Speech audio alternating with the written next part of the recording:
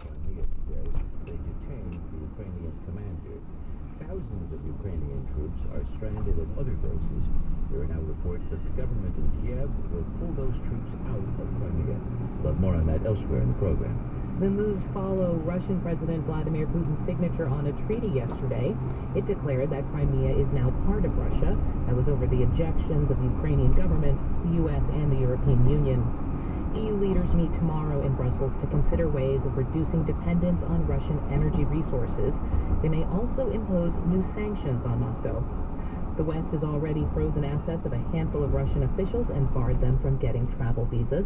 As NPR's Jim Zarroli reports on the attempt to tighten the noose around the Russian economy.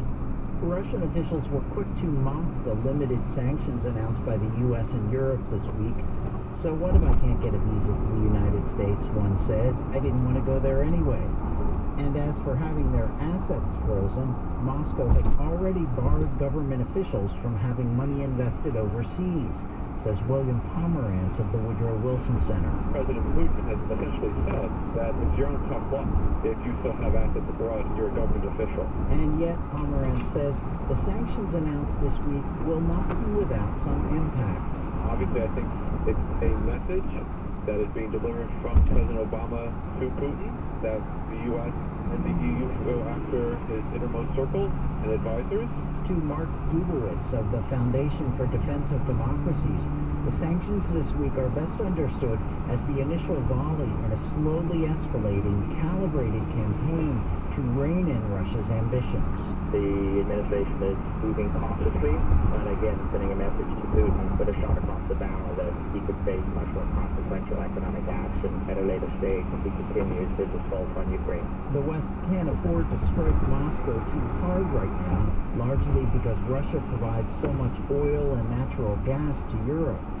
But William Pomerantz says it can slowly exact a toll on Putin. For instance, he says it can pick a bank with ties to Putin and bar other financial institutions from doing business with it. Eventually, it can even isolate Russia from the global financial system. Pomerantz says this is what happened to Iran. They weren't able to convert any of their accounts into dollars, so they weren't able to gain access to the U.S. dollar accounts, essentially. And that is a tremendous advantage when dealing in international commerce when so many transactions are in dollars. The West can also blacklist Russian companies and turn them into global pariahs.